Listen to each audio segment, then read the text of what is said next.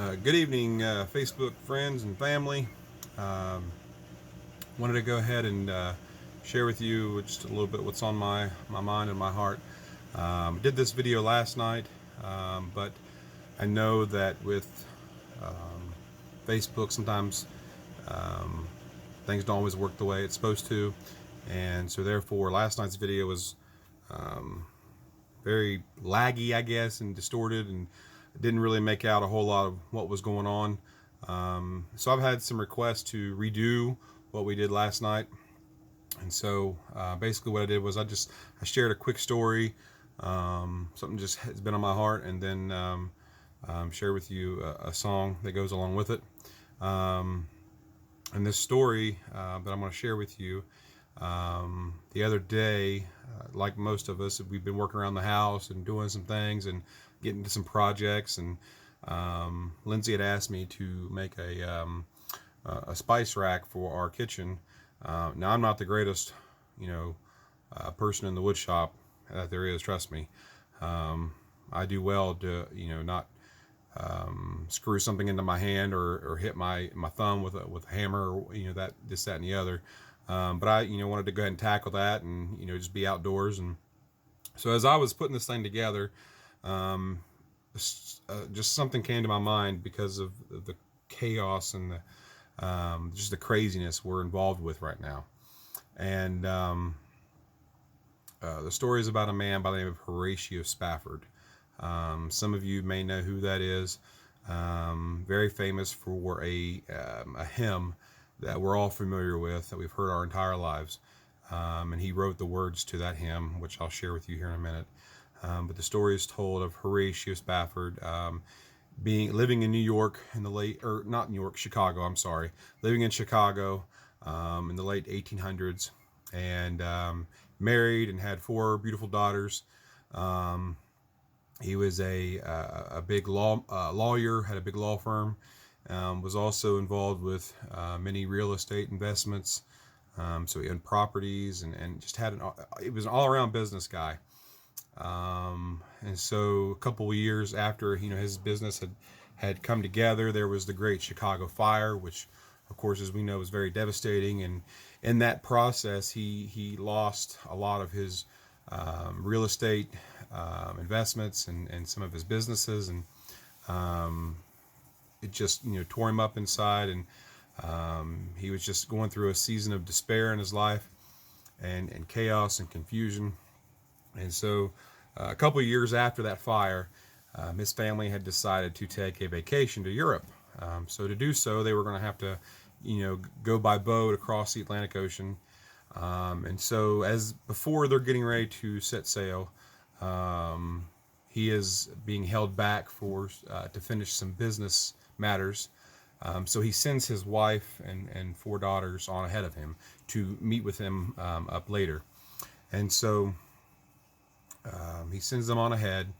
I don't know the timeline. All I know is that while his wife and daughters are out in the middle of the Atlantic Ocean, their ship comes in contact with another vessel, causing their boat to sink. And in that midst, his four daughters perished in that accident. So therefore, his wife was saved. And when she got to a destination where she could send Horatio a telegram, she sent it with the word "saved" alone. So when he got that telegram, he immediately knew what had happened, and he had heard what had happened, and so he decided to go be with his wife in this very time of grieving. Wanted to be with her, and so he got on the next boat he could and started to set sail across the Atlantic Ocean. The story is told that while they were sailing out across the Atlantic, the captain came down to Horatio's cabin and told him that they were getting ready to pass by the spot where his family's ship had sunk. And so immediately he's like, well, he's thinking in the back of his mind, this is the gravesite to where my four daughters perished. And so he came out of his cabin and went to the top deck and began to look into that watery grave where his four daughters were believed to have perished. And immediately he went back to his cabin and grabbed pen and paper and decided to pen the words to the very famous hymn that we all know and love, "It Is Well with My Soul." Now, Horatio went through a lot of loss and despair in his life, losing his businesses, losing his 4 daughters. Later on in life, he lost a son to an early age of scarlet fever. So he dealt with a lot in his life. And so I don't know that in that moment that I could actually go back to my cabin and write the songs "It Is Well with My Soul," knowing that my 4 daughters had perished. Um, so that story hit me very hard as I was working in the garage the other day, because we're in a crazy time right now. There's a lot of negativity out there. There's not a lot of positive right now. It's very hard to explain to an almost 3-year-old and to a 1-year-old what's going on. They don't understand why mommy and daddy's home all day long every day. They love it. They're driving us crazy just like everyone else is, but they don't get it. And I'm not sure I understand all what's going on. All I know is our world and our lives have been completely turned upside down by what's going on. And there's a lot of things that we take for granted in this life. And so while I was out in the garage working and this story came to mind, I began to sit back and think, it is well with my soul. I may not be able to go out and go out to eat, go shopping with my family and go be with family and friends and go take trips and vacations. We had a trip planned to go to Nashville next month. That's not going to happen. And summer plans, and found out today that we were going to go to Monster Jam in June with Tucker, and that's been canceled. And just things have been postponed and canceled back and forth. And I'm a big sports guy, and so not seeing March Madness tournament and not seeing the opening day of baseball, and NBA seasons, hockey, and all that has been postponed, and our high school sports have been postponed and canceled. And so but none of that really, when you think about your life, all that matters to me, and I had to sit back and think about this, it is well with my soul because I'm under a roof with my family every day. I get to go, I come home and I have my wonderful, beautiful wife, and I've got my 2 beautiful boys I wouldn't trade for nothing in this life. And I've got, food on my table, and I got a shelter above me. And, my faith has been shaken during this whole entire time, just like many of ours. But I can honestly lay my head down on my pillow each night and honestly say, amidst all the turmoil, all the chaos, all the confusion, all the craziness, it is well with my soul, because it's those little things that really make a difference. And so just wanted to share that little note of positivity and encouragement with you guys, that a lot of people are dealing with a lot right now. There's a lot of sickness, there's a lot of death, and a lot of people can't really say it is well with their soul right now.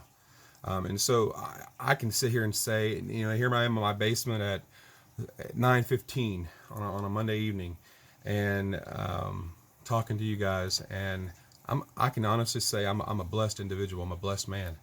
I have a wonderful family and kids, and I just I'm loved, and I love others. And this is by no means a sermon or anything. This is just something that's been on my heart that I wanted to share with you guys, just to bring some positive influence during this difficult time. So I'm going to go ahead and share with you the words to Horatio's song, "It Is Well with My Soul."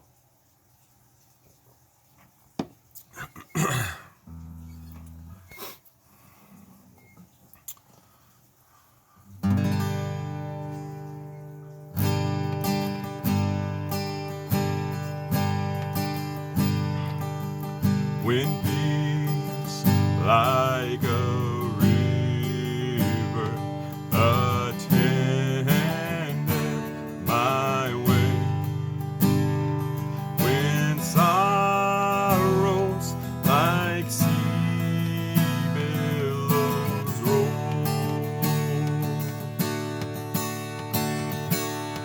whatever my life thou hast taught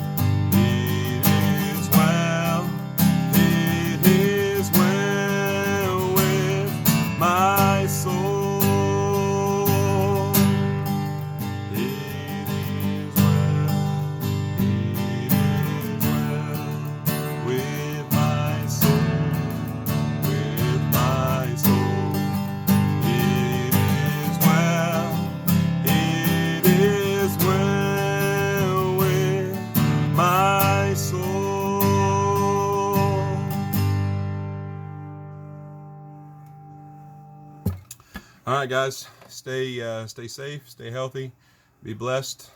Maybe we'll do this again as we get closer to Easter. I know Easter is going to be a little different for everyone, including my family, being at home and possibly watching an Easter service on Facebook or the internet. And so going to try and do everything we can to make it as normal as possible. But I hope everyone has a blessed week and a blessed Easter. God bless. Thanks.